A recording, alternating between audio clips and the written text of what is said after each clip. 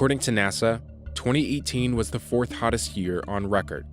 The top three, 2015, 2016, and 2017. With rising temperatures comes rising numbers of costly natural disasters. Last year alone, there were 14 disasters that cost $1 billion each. Climate change has become a political hot potato. Its very existence has become a red line between some factions. But because of Alexandria Ocasio-Cortez's polarizing Green New Deal, climate change could become a big issue in the 2020 presidential election. It's dividing Democrats, and it's become a punchline among conservatives. Senate Republicans just forced a procedural vote on the long-shot Green New Deal resolution. That measure failed. On this vote, the yeas are 0, the nays are 57, and 43 senators responded present. The vast majority of Democrats voted present to avoid going on the record on something that couldn't pass in a GOP-controlled Senate. But the Green New Deal has already affected the political landscape in a big way.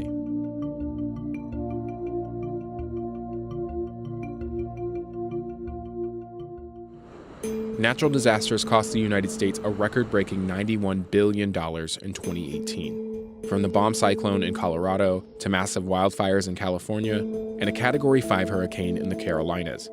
Scientists say these disasters will multiply as climate change causes more and more extreme weather events. But it's not just weather that's affected by climate change. A 2018 report from the U.S. Global Change Research Program found that climate change accelerates the spread of diseases, threatens food safety, and increases asthma risk. At the same time, income inequality is rising. More jobs are being created, but wages are stagnant. Incomes of the top 1% of Americans have grown dramatically faster than the bottom 99%. Enter the Green New Deal, brainchild of Senator Ed Markey and Representative Alexandria Ocasio-Cortez. Ocasio-Cortez, who won the 2018 midterms, is the youngest woman ever elected to Congress. The New York City Democrat hopes the Green New Deal will boost the 21st century economy and combat climate change at the same time. She compares it to President Franklin Roosevelt's landmark New Deal, enacted during the Great Depression. Today is a big day for workers in Appalachia. Today is a big day for children that have been breathing dirty air in the South Bronx. Because today is the day that we truly embark on a comprehensive agenda of economic, social, and racial justice in the United States of America. Climate change and our environmental challenges are one of the biggest existential threats to our way of life. The Green New Deal aims to reach net zero greenhouse gas emissions and power the country completely with renewable energy by 2030. This would reinvent the economy, which currently relies heavily on fossil fuels. The plan is packed with other lofty goals, including renovating every building to become energy efficient, universal access to clean water, and making higher education accessible for all. But perhaps the most ambitious goal? Providing a guaranteed job with benefits to every American. While the Green New Deal lays out a vision for the future, it doesn't offer a roadmap for how to get there, or how to pay for it. Some experts say the Green New Deal's goals are nearly impossible to achieve in 10 years. A UN climate change report estimated the world could reach net zero greenhouse gas emissions by 2050. That's nearly 20 years longer than proposed by the Green New Deal. And past bills that have included a federal jobs guarantee have stalled in Congress. Even raising the minimum wage has proven nearly impossible on Capitol Hill. It's been stuck at $7.25 an hour since 2009. Although the Green New Deal has received a great deal of attention, its ideas aren't really new.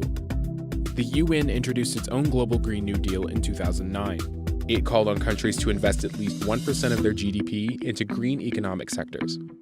In the 2012 election, Green Party presidential candidate Jill Stein made the deal one of her major campaign platforms. Still, the Green New Deal is facing a chorus of critics, including President Trump and Senate Majority Leader Mitch McConnell. Opponents say the deal will eliminate the world as we know it in the name of the environment, and that Ocasio-Cortez wants to get rid of cars, planes, and even cows. Critics also claim the deal is impossibly expensive. Although there are no official cost estimates, the conservative think tank American Action Forum put the price tag at $93 trillion. To fund the plan, AOC has suggested a 70% marginal tax rate on incomes over $10 million. That's nearly double the current rate. The idea set off a firestorm on the right. Despite its uncertain future, the Green New Deal is now part of a national conversation. You look at this Green New Deal, it's the most preposterous thing. Now, I don't want to knock it too much right now because I really hope they keep going forward with it. you know, frankly, because I think it's going to be very easy to beat. 2020 presidential candidates including Kamala Harris, Cory Booker, and Elizabeth Warren support the deal, despite voting present in the recent procedural vote. It is time for groundbreaking science, not political stunts. After the recent Senate vote, the future of the Green New Deal as legislation looks over. But as a political issue, it's likely to take on new life as the 2020 presidential election grows closer, either as a rallying cry or an attack on socialist ideas.